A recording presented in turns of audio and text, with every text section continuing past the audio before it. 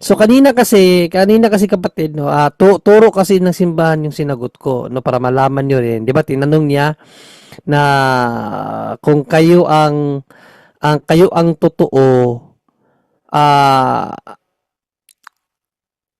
yun bang mga ang dapat ba daw niyang paniwalaan yung mga gawa ng mga Katoliko? 'Di ba yun yung ano niya yung parang pain na tanong niya eh. So, sinagot natin siya na ang turo kasi ang simbahan, ang nature ng simbahan ay tulad kay Kristo. May human nature at may divine nature. No, yan po kasi ang sa part ng simbahan na hindi po nangangahulugan na ang human nature ni Panginoong Kristo ay makasalanan, na hindi po. Ibig sabihin lang ang simbahan ay katulad ni Panginoong Kristo na mayroong dalawang identity, no? So sa human side ng simbahan, yun po talaga makasalanan ng simbahan. No, yun po talaga yun makasalanan. Kaya nga inunahan ko na siya na makakita ka ng mga pare na gumawa ng mga ganito, gumawa ng mga ganon kasi human side ng simbahan po yun, no? Pero sa isa pang side ng simbahan, it's divine. Kaya nga sabi ni Saint Paul, ang church is glorious, no? Ephesians 5:27 mga kapatid. No spot, no blemish, walang kulubot, walang tatsa, walang mansa. Ibig sabihin, malinis po ang simbahan. No? So, inatake niya yung weakest side ng simbahan. Sabi nga niya, how about the pedophile priest? Sabi ko nga sa kanya, itanong ko sa kanya, bakit masisisi mo ba si Kristo na pumili siya ng isang Judas sa kanyang 12 apostol? Sabi niya, hindi naman. Hindi naman pala. Masisisi mo ba si Panginoong Kristo? Yung bang isang Judas ay naging reason na maging Judas ang lahat ng mga apostol? Sabi niya, hindi naman. So bakit niya inatake ngayon yung weakest side of the church? Part kasi ng tao yun mga kapatid. No, so ang aral doon kapag kayo po maka-encounter ng ganong tanong, mga kapatid, always po talaga natin isagot yung turo ng simbahan. No? So dalawa po ang ng simbahan, like Christ daw, sabi nga ng simbahan ni like Christ. No, mayroong dalawang nature si Kristo kasi. So ang simbahan mayroon ding dalawang side.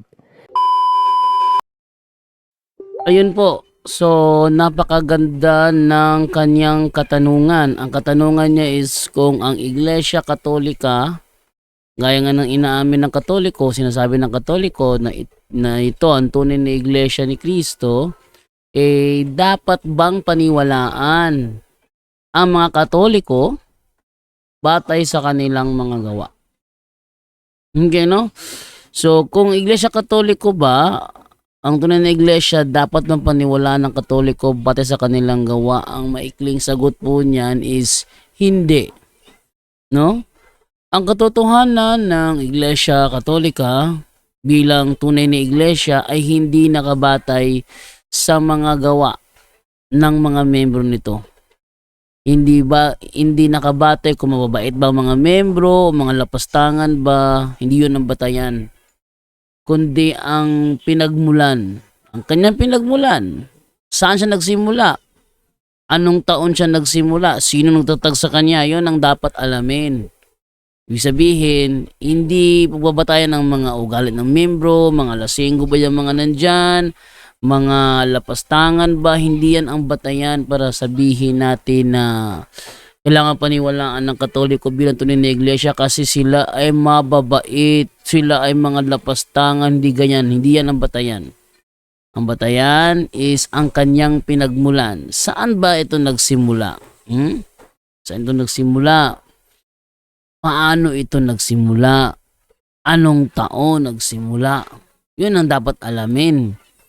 Kaya ang katotohanan ng iglesia ay hindi sinusukat sa gawa ng mga membro nila kundi sa pinagmulan, sa aral, at itinatag ito ni Kristo. Ngayon, ano naman ang paliwanag ng simbahang Katolika patungkol sa bagay na yan? Ang iglesia ay banal, pero mga membro ay makasalanan. Actually, ang simbahang Katoliko ay banal talaga ang pinagmulan kasi tinatag ito ni Kristo. Tanggapin man o hindi ng mga Protestante, ito talaga ay nagsimula kay Kristo doon sa Jerusalem.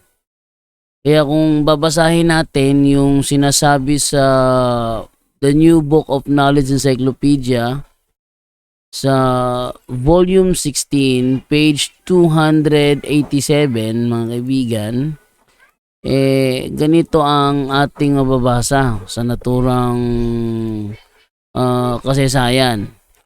The history of the Roman Catholic Church began in an upper room in Jerusalem almost 2,000 years ago. About 120 persons were gathered there, and they were followers of Jesus Christ. Oh, tinan mo. Tinan mo, they were followers of Jesus Christ. And they were awaiting the coming of the Holy Spirit He had promised to send them from heaven. The day on which the Holy Spirit came down is considered the birthday of the church. The church may be described as the society that Jesus founded. So, maliwanag po yan, hindi batayan ang aral, hindi batayan ang mga gawi ng mga miyembro, kundi ang pinagmulan, ang church origin talaga ang dapat pagtuunan ng pansin kapag ang tinutukoy ay pagiging tunay na iglesia. Ngayon, kung sasabihin mo tunay na iglesia, kasi yung doktrina nyo nasa Biblia, hindi pagiging tunay na iglesia yan. Ang ibig sabihin yan, nangungopia lang kayo ng aral. Ngayon, tuloy po natin, ang iglesia ay banal pero mga membro ay makasalanan. Ang simbahang Katolika, kahit na banal na pinagmulan, may mga tao pa rin na nagkakasala, mga miyembro nagkakasala. Kung babasahin natin yan sa 13:24 ng Mateo, alam mo na, atin mo nang buksan. Hindi pala ako nakapagbukas pala ng Bible, So, buksan muna natin yung ating Bible para masilip natin ang nilalaman nito. Ano ba ang sinasabi sa 13:24 hanggang 30 ni Mateo? Ito yung ating sagot kapag ang tanong is may kinalaman sa mga membro, mga lasenggo, mga membro, mga drug addict, mga membro, mga drug pusher, mga membro, mga pukpok doon sa mga club. Kung ngayon ang kanilang mga ipapaliwanag patungkol sa Katoliko, simple lang natin sasagutin yan. 13:24 ng Mateo, ayon dito sa naturang talata, sabi ganito, nagsalaysay muli sa kanila ng isa pang talinghaga si Jesus. Sinabi niya, ang kaharian ng langit ay katulad ng isang taong naghasik ng mabuting binhi sa kaniyang bukid. Mabuting binhi ang hinasik niya sa kaniyang bukid. Ngayon, anong nangyari? Isang gabi habang natutulog ang mga tao, dumating ang kaniyang kaaway. Naghasik ng mapanirang damo sa triguhan at saka umalis. Nang tumubo at magbunga ang trigo, lumitaw din ang mapanirang damo. Ang tanong, tatanggalin ba diretso? Tatanggalin ba diretso? Tuloy natin. Kaya't pumunta ang mga utusan sa may-ari ng bukid at nagtanong, hindi po ba mabuting binhi lamang inihasik ninyo sa inyong bukid? Bakit po ba may damo ngayon? Sumagot siya, isang kaaway ang may kagagawan nito. Tinanong siya ng mga utusan, bubunutin po ba namin ang mga damo? Sa madaling salita mga kaibigan, ang iglesia tinatag ni Kristo, mabuti talaga yan ng pasimula. Kaso tinapunan ng damo ng kalaban. Sino yung kalaban? Ang demonyo. Ano yung damo? Yun ang bunga ng kasamaan. Tumubo sa loob ng iglesia kasama ng mga mananampalataya.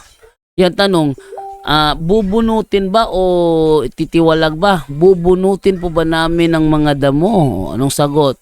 Huwag, baka mabunot pati ang mga trigo. Sagot niya. Hayaan na lamang ninyong lumago kapwa ang damo at ang trigo hanggang sa anihan.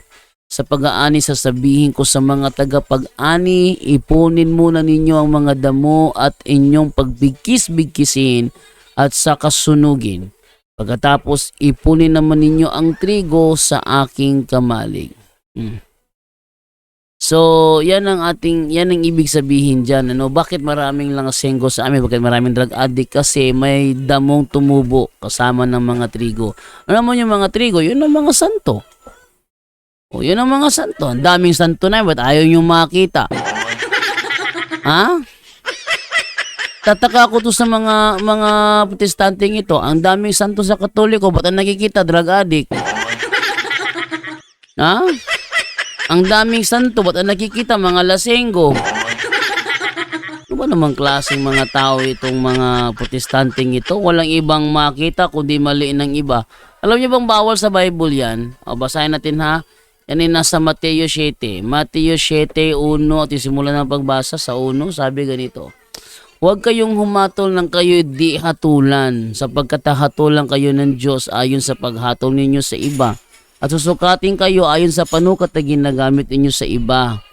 Bakit mo pinapansin ang puwing sa mata ng inyong kapatid, ngunit hindi mo pinapansin ang troso nasa iyong mata? Paano masasabi sa iyong kapatid, halika't aalisin ko ang puwing mo, gayong troso ang nasa mata mo? Mapagkunwari. Ano daw? Mapagkunwari. Alisin mo muna ang trosong nasa iyong mata at sa gayon makakakita ka mabuti at maaalis mo ang puwing ng iyong kapatid. Sabihin, bago nyo pansinin yung mali ng iba, pansinin nyo muna ang sarili nyong kamalian. Yun ang ibig sabihin nun. Kaya pagpatuloy po natin, ano? Ibig sabihin, inaasahan na may masasamang gawa kahit sa loob ng tunay na iglesia. Hindi ang gawa ng Katoliko ang pamantayan ng katotohanan. Tama, hindi ang gawa ng Katoliko ang pamantayan ng katotohanan. Kung gagamitin ang lohikang kung masama ang gawa ng ilan, mali ang iglesia, walang iglesia ang tatayo dahil lahat ay may makasalanang membro. Roma 3:23, lahat ay nagkasala at walang sino man ang ganap. Hinahatulan ng iglesia ng ang kasalanan ng sarili nitong miyembro. Mahalagang punto, hindi tinuturo ng simbahan ang masamang gawa. Kapag may mali ang pare o Katoliko, sila ang lumalabag sa turo ng simbahan, hindi sumusunod. Ayon sa Mateo 23:2-3, gawin ninyo ay tinuro nila, ngunit huwag tularan ang kanilang gawa. O ang sukatan. Ano bang sukatan? Ang aral at hindi ang reputasyon. Sabi ng mga protestante, aral lang ang batayan. Mali. Kailangan ang pagbabatayan yung origin, yung aral pangalawa na yon. Ang tamang tanong ay, tama ba ang aral? Apostol ba ang pinagmulan? Tapat ba sa itinuro ni Kristo? Ha? Yan ang dapat na pagbabatayan. Tama ba ang aral? Tama. Wala namang mali sa aral namin. Kung may mali, sige, labanan nyo ako. Apostol ba ang pinagmulan? Yes, si Apostol Pedro ang unang obispo na siyang pinasahan ni Kristo na naturang authority. Tapat ba sa itinuro ni Kristo? Tatapat. Hindi naman sumasalungat ang mga apostol na siyang naging dahilan ba't kami nandito. Perfecto ba ang lahat ng Katoliko? Sagot dyan, hindi. Hindi. Ngayon, buod. Hindi sinusukat ang katotohanan ng iglesia sa gawa ng mga miyembro. Ang iglesia ay banal, ang tao ay mahina.